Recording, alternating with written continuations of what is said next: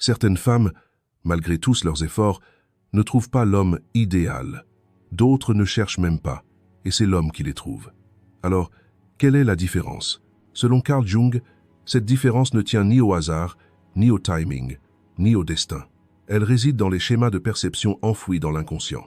Et si vous regardez cette vidéo, vous vous êtes probablement déjà posé cette question d'innombrables fois. Pourquoi suis-je toujours prise dans le même cycle? Le problème n'est être pas la personne que vous recherchez, mais ce que vous êtes. Souvent, on croit faire les choix les plus importants de sa vie, mais en réalité, on ne vit pas ce qu'on a choisi, mais ce dont on se souvient. Carl Jung révèle ici une vérité troublante, mais libératrice. Nous construisons nos relations non pas avec notre esprit, mais avec notre inconscient. Nous pensons avoir décidé avec qui nous serons, mais en réalité, la décision a déjà été prise. Dans l'enfance, lors des premières expériences d'attachement, dans les moments où l'on était invisible, dans les émotions refoulées. L'inconscient perçoit ce qui est familier comme rassurant. C'est pourquoi nous sommes parfois attirés par des personnes qui contredisent totalement notre logique. La question « Pourquoi encore une personne comme celle-ci ?» se pose alors. Car pour l'inconscient, ce qui compte, ce n'est pas le bonheur, mais l'habitude. Même une douleur familière paraît plus rassurante qu'une paix inconnue. Selon Jung, tant que ce mécanisme reste inaperçu, une personne n'est pas libre.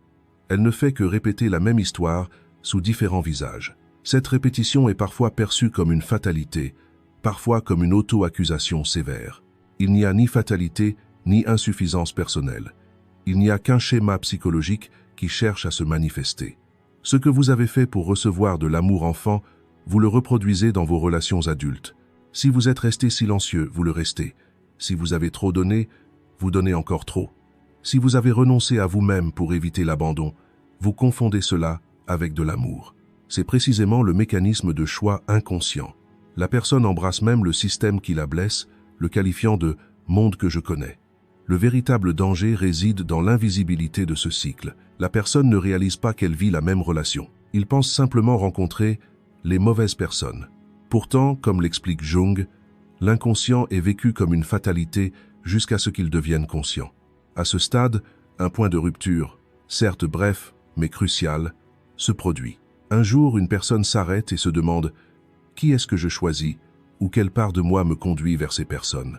Cette question paraît simple, mais elle ouvre une porte psychologique immense, car désormais, l'attention n'est plus tournée vers l'extérieur, mais vers l'intérieur. Il n'y a plus de reproches, seulement une prise de conscience. Cette prise de conscience est d'abord déstabilisante. On ne souhaite pas voir ses propres schémas répétitifs, mais elle est aussi libératrice, car celui qui reconnaît le cycle n'est plus obligé de le perpétuer. Lorsque le mécanisme inconscient du choix est décrypté, les relations cessent d'être le fruit du hasard. On observe alors plus attentivement les personnes qui nous attirent, commençant à discerner si l'intensité ressentie est de l'amour ou la réactivation d'une ancienne blessure. Ce discernement engendre d'abord la solitude, car les anciennes attirances ne fonctionnent plus. Mais selon Jung, cette solitude n'est pas une perte, mais une transition.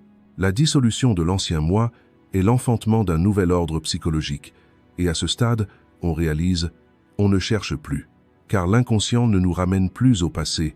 Ce changement silencieux est le point de départ des plus grandes transformations de la vie.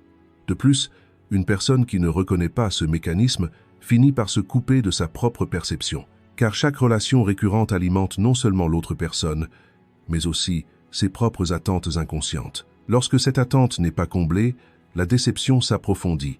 Lorsqu'elle l'est, un soulagement éphémère survient, mais le même vide revient aussitôt. Comme le soulignait Jung, il ne s'agit pas d'amour, mais de la reproduction d'une tension émotionnelle familière. Inconsciemment, la personne fait même de la douleur un point de référence. C'est pourquoi certaines relations, malgré leurs problèmes initiaux, sont difficiles à rompre. Car l'inconscient s'y accroche se disant « Au moins, je sais ce qui va se passer ». Dès lors, la personne n'agit plus de son plein gré, mais par réactions automatiques, sous l'emprise d'un ancien ordre interne. C'est pourquoi la compréhension du mécanisme inconscient des choix transforme non seulement les relations, mais aussi la perception de soi. Pour la première fois, la personne réalise « Mes choix ne sont ni aussi aléatoires que je le pensais, ni aussi insignifiants ». Cette prise de conscience apprend à assumer ses responsabilités avec conscience et non avec culpabilité. La question « Pourquoi personne ne me comprend ?» cède la place à une question plus discrète, mais plus puissante. À quel point me connais-je?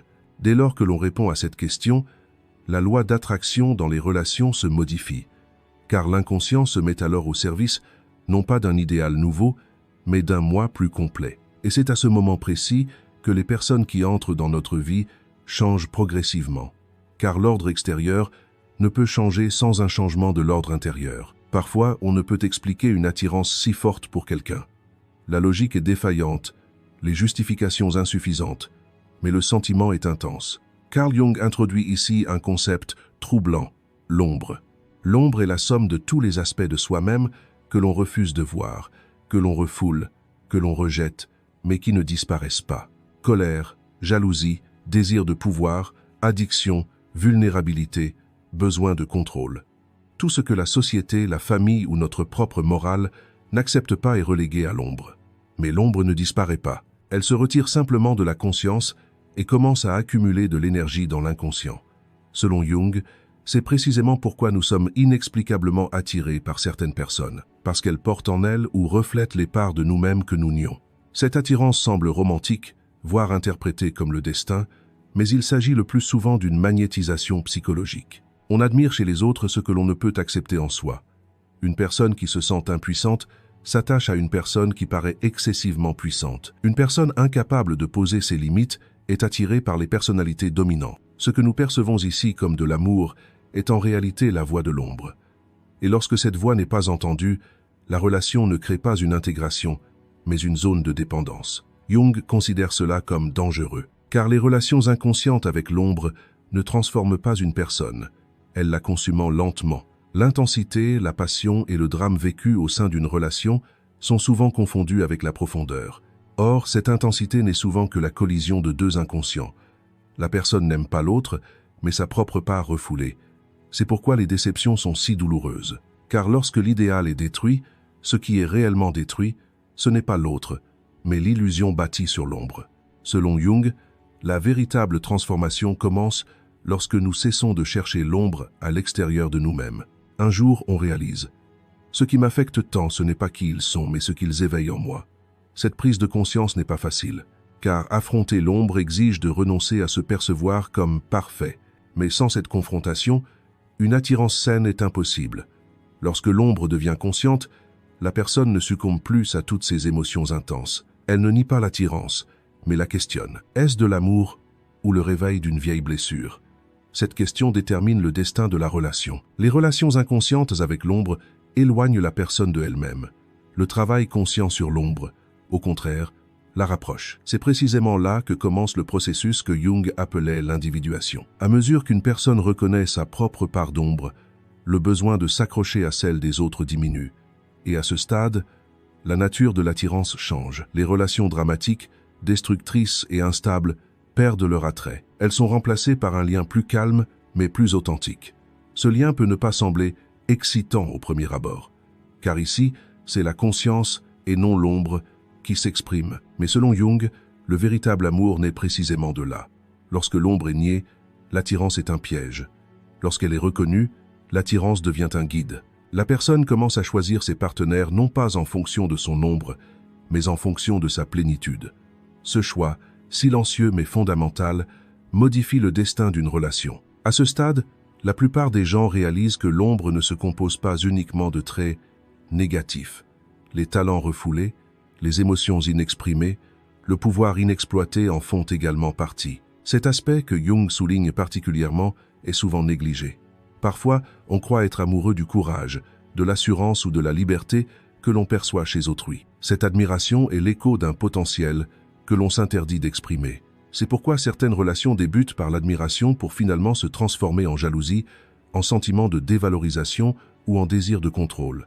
Car si l'on ne ressent pas en soi ce que l'on voit chez l'autre, la relation cesse d'être un espace de partage et devient un espace de comparaison. Ce n'est pas de l'amour, mais un conflit intérieur silencieux. Celui qui se connecte consciemment à son ombre brise ce cycle.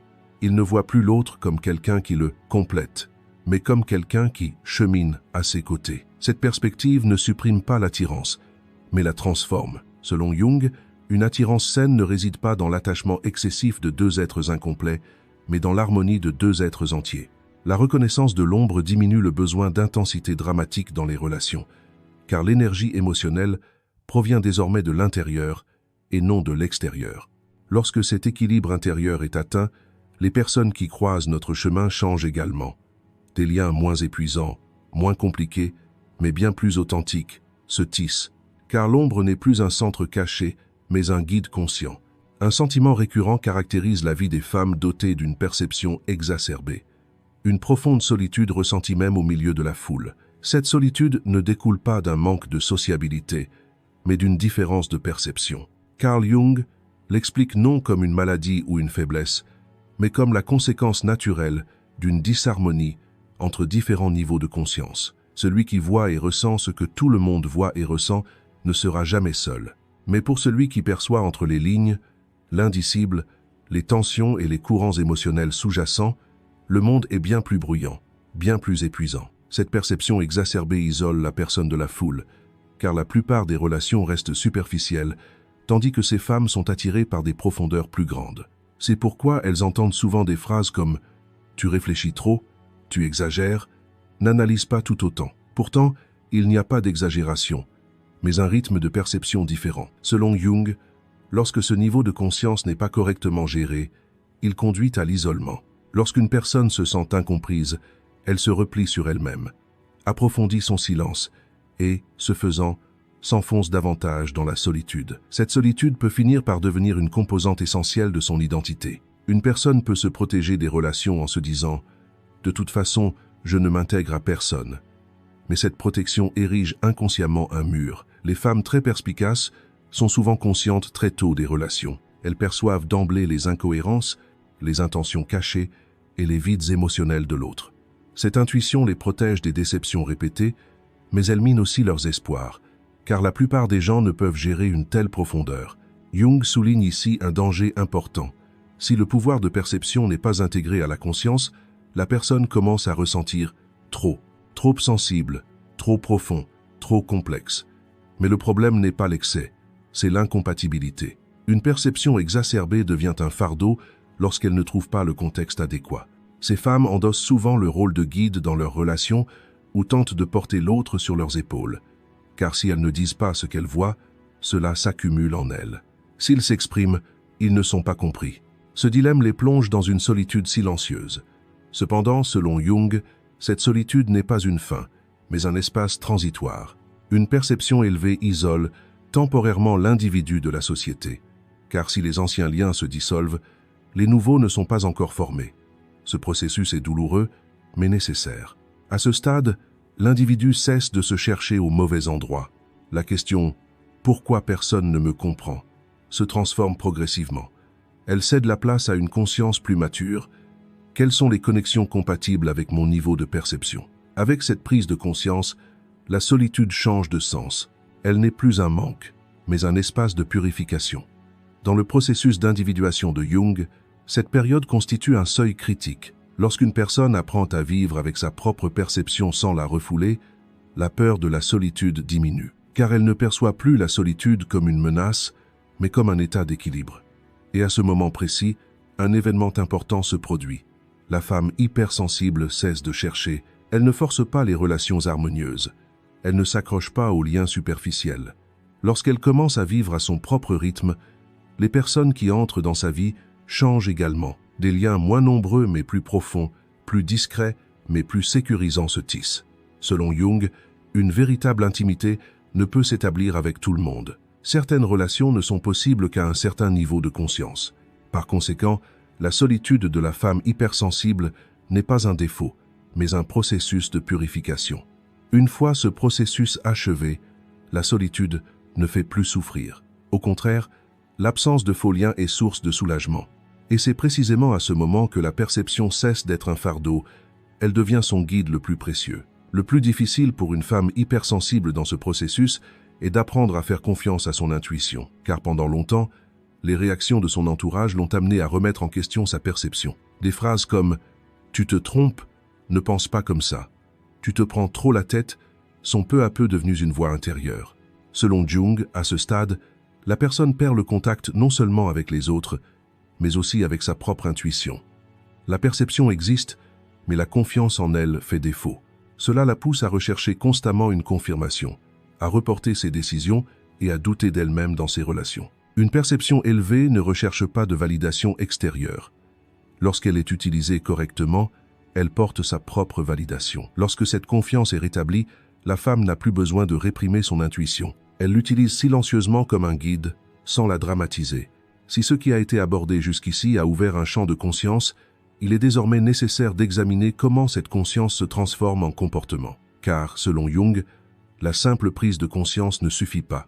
Si la perception s'accroît sans que le comportement ne change, l'inconscient ne fait que produire des mécanismes de défense plus complexes. C'est pourquoi les 3 premières clés constituent un seuil critique. Carl Jung définit ce seuil comme le début pratique du processus d'individuation. La première clé est la suivante: se connaître soi-même, se présenter correctement. La plupart des gens se présentent dans leurs relations non pas tels qu'ils sont, mais tels qu'ils pensent être acceptés. Il s'agit d'une stratégie inconsciente. S'adoucir pour être aimé, se taire pour éviter l'abandon, trop donner pour éviter de perdre. Toutes ces stratégies découlent de la perception, mais sont renforcées par le comportement. Selon Jung, lorsqu'une personne se présente de manière incorrecte, elle attribue également un rôle incorrect à l'autre.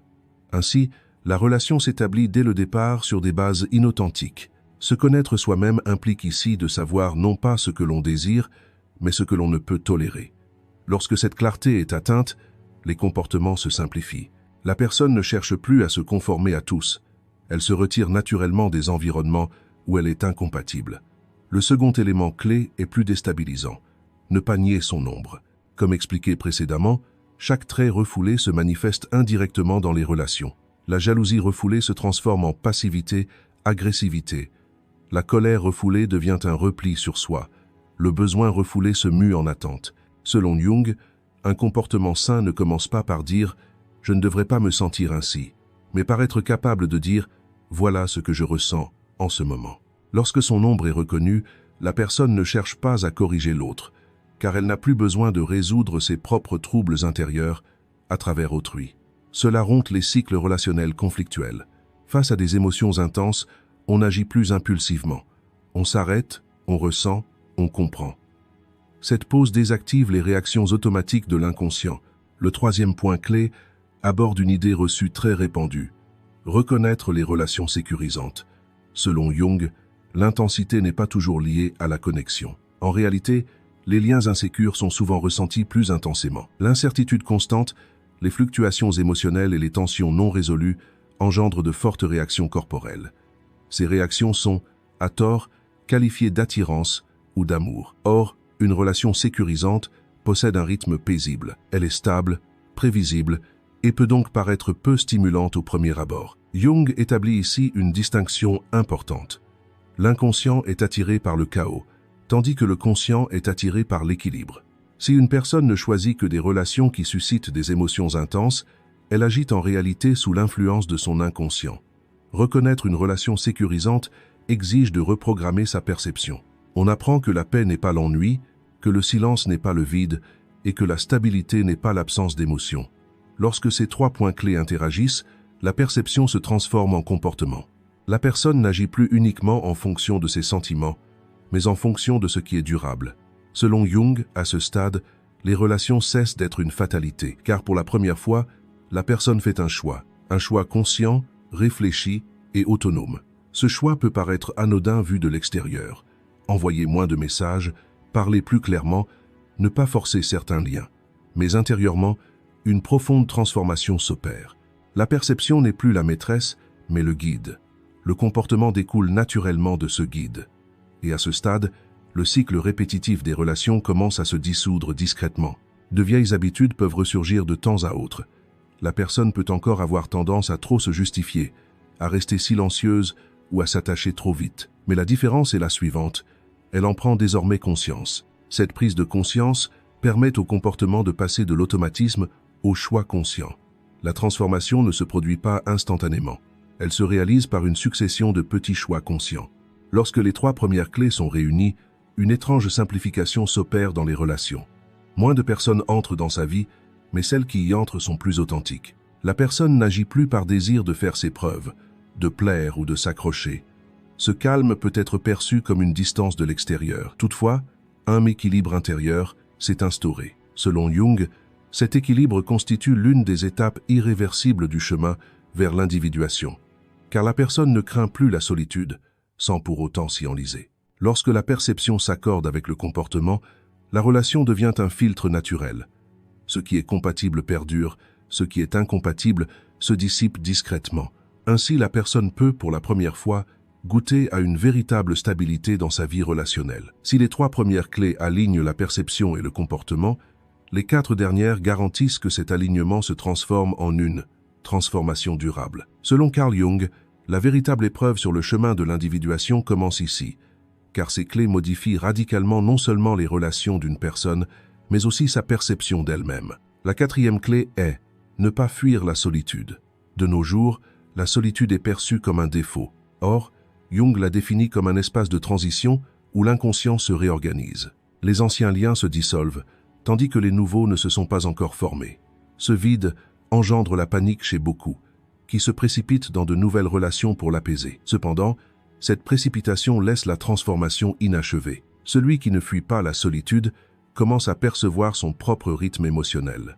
Il discerne ceux qu'il désire vraiment de ceux qui ne font que combler un vide. Sans cette distinction, des liens sains ne peuvent se tisser. La 5e clé aborde un besoin qui gouverne la vie de la plupart des gens à leur insu, se libérer du besoin d'approbation. Une personne en quête d'approbation ne peut s'exprimer pleinement. Ils adoucissent leurs paroles, modèrent leurs sentiments et repoussent leurs limites. Selon Jung, le besoin d'approbation est confondu avec le besoin d'amour. Or, l'approbation est éphémère. L'amour est un état de réciprocité. Libéré du désir d'approbation, celui qui accepte la possibilité du rejet instaure une clarté singulière dans les relations, car tout le monde ne peut plus rester. Mais ceux qui restent sont authentiques. La 6e clé est liée au rythme émotionnel. Ralentir. L'inconscient est rapide. Il se connecte, idéalise et intensifie. Le conscient, en revanche, est lent. Il observe, pèse et attend. Selon Jung, plus la vitesse émotionnelle augmente, plus l'illusion grandit. Lorsqu'une personne se connecte rapidement, elle perçoit ses propres attentes et non celles de l'autre. Ralentir ne tue donc pas le romantisme. Au contraire, cela le rapproche de la réalité. Celui qui ralentit pose des questions, supporte le silence et ne comble pas immédiatement les lacunes. Ce comportement peut, dans un premier temps, déstabiliser l'autre, car tout le monde n'est pas habitué à ce calme. Or, ce calme est le fondement d'un lien solide. La 7e et dernière clé réside au cœur de la transformation. Ne pas dissoudre son identité dans la relation. Selon Jung, une relation n'est pas la fusion de 2 êtres, mais leur coexistence. Une personne qui sacrifie sa vie, ses valeurs et ses aspirations pour une relation accumule, au fil du temps, un ressentiment invisible. Lorsqu'une personne retrouve son équilibre, sa vie relationnelle s'affranchit des hauts et des bas dramatiques. Des liens moins nombreux, mais plus forts, se tissent. Moins de passion, mais une confiance accrue. Et ce changement peut sembler anodin vu de l'extérieur. Pourtant, une grande révolution intérieure s'opère, car, pour la première fois, une personne peut aimer sans se perdre dans la relation. Lorsque les 4 dernières clés se conjuguent, la transformation n'est pas achevée. Elle commence. Les anciens schémas relationnels perdent de leur attrait et de nouveaux liens s'insinuent discrètement dans la vie. Selon Jung, les personnes qui entrent dans votre vie à partir de ce moment ne sont pas le fruit du hasard. Ce sont des reflets naturels de votre niveau de conscience actuel. À ce stade, on commence à comprendre que la transformation ne s'opère pas par des changements radicaux dans le monde extérieur, mais par des transformations silencieuses dans le monde intérieur. Les personnes qui suscitaient autrefois une forte attirance deviennent désormais neutres. Les messages stimulants, les incertitudes et les hauts et les bas ne provoquent plus de troubles intérieurs. Selon Jung, il ne s'agit pas d'un engourdissement émotionnel, mais d'une maturation émotionnelle. On ne recherche plus l'intensité, mais le sens. Ainsi, certaines relations se terminent naturellement, tandis que d'autres ne commencent jamais. Ces ruptures peuvent d'abord donner l'impression d'un vide. En réalité, il s'agit du retrait des anciens schémas inconscients. On ne ressent plus le besoin de s'expliquer, de se justifier ou de se sauver. Cette liberté crée un nouvel équilibre dans les relations. Et c'est alors que le signe de transformation le plus discret, mais aussi le plus puissant, apparaît. On aspire désormais à être trouvé, et non plus recherché. On préfère être vu plutôt que validé, la constance à l'intensité. Cette préférence n'est pas vécue comme une décision consciente. Elle devient une inclination naturelle et profonde. Comme le souligne Jung, lorsque l'individuation est complète, le monde extérieur s'adapte. Les personnes qui entrent dans votre vie ne cherchent pas à vous changer, elles se connectent à vous. Cette connexion est calme, profonde et naturelle. C'est le véritable résultat des 4 dernières clés. La transformation ici ne consiste pas à atteindre un but, mais à devenir un état intérieur irréversible. Lorsqu'une personne atteint cet état, les relations ne sont plus un champ de bataille, mais un prolongement naturel de l'existence. À un moment donné, on réalise que la recherche est épuisante. Car chercher, c'est chercher avec un sentiment de manque. Quand on cherche, on court après quelque chose qu'on ne possède pas encore. Et en courant, on se perd soi-même. Carl Jung explique cette situation en termes très simples. Si l'on veut être aimé sans avoir été là, on ne peut atteindre l'amour. Cela allège le poids des relations, car la relation n'est plus un objet de besoin, mais un espace de partage. On ne craint plus de se tromper de personne, car désormais, on choisit non par peur, mais en pleine conscience. Selon Jung, cette conscience réécrit silencieusement le destin des relations. De l'extérieur, rien ne semble se passer, mais intérieurement, beaucoup de choses se produisent. Les anciens liens se dissolvent, les anciennes attirances s'estompent, les anciennes questions perdent leur sens, et dans ce vide, un nouvel ordre se forme. La caractéristique la plus marquante de cet ordre est le calme. Le calme est un état que beaucoup comprennent mal. Ils le confondent avec l'ennui. Pour Jung, le calme est le fruit naturel d'une vie consciemment construite. Voici le point final qu'il soulève. Lorsqu'une personne cesse de chercher, elle n'est pas seule. Cela signifie simplement se libérer de quêtes illusoires. Dans cette liberté, les personnes qui entrent dans votre vie ne cherchent pas à vous transformer. Elles se connectent à vous, elles respectent votre espace. Elles ne perçoivent pas votre silence comme une menace. Si vous vous reconnaissez dans ce récit, ce n'est pas un hasard. Car certains textes existent non pas pour informer, mais pour rappeler. Vous étiez déjà sur ce chemin. Vous êtes-vous arrêté et en avez-vous pris conscience pour la première fois. Et si vous souhaitez poursuivre cette prise de conscience, rester ici est un choix. Ce choix peut paraître anodin vu de l'extérieur, mais il représente un grand changement de cap intérieur. À ce stade, on réalise aussi, cesser de chercher n'est pas abandonner. Au contraire, c'est apprendre à ne pas renoncer à soi-même, car la recherche s'accompagne souvent d'un sentiment d'incomplétude. Lorsque ce sentiment d'incomplétude disparaît, la relation cesse d'être une épreuve salvatrice. Comme le soulignait Jung, lorsqu'une personne établit son propre équilibre intérieur, l'amour n'est non d'un besoin, mais d'une capacité à partager. La relation n'est plus un soutien vital. Elle est une manière pour deux êtres déjà vivants de se côtoyer. Dans cette perspective, point de précipitation ni de besoin de prouver quoi que ce soit. Tout se déroule à son propre rythme. Et dans ce flux, pour la première fois, une personne peut exister sans se perdre dans la relation. Et c'est être là que se manifeste la transformation la plus manifeste. La personne ne se demande plus « Pourquoi cela ne s'est-il pas produit ?» Les choses qui ne se sont pas produites ne créent plus de sentiment d'incomplétude. Car la personne sait que certaines connexions n'ont pas eu lieu non pas par absence, mais par incompatibilité. Cette sagesse préserve son énergie émotionnelle. Lorsqu'une personne entre dans votre vie, elle ne comble pas un vide. Elle se connecte à un espace déjà plein. Cette connexion est réelle, sereine et durable. Quand on cesse de chercher, la vie ne devient pas silencieuse. Seuls les bruits superflus s'estompent. On voit alors plus clairement qui peut nous accompagner. Ceci conclut notre vidéo. Pour plus de contenu, abonnez-vous à notre chaîne. Si vous souhaitez nous soutenir financièrement, vous pouvez devenir membre en cliquant sur le bouton « Rejoindre ». Merci.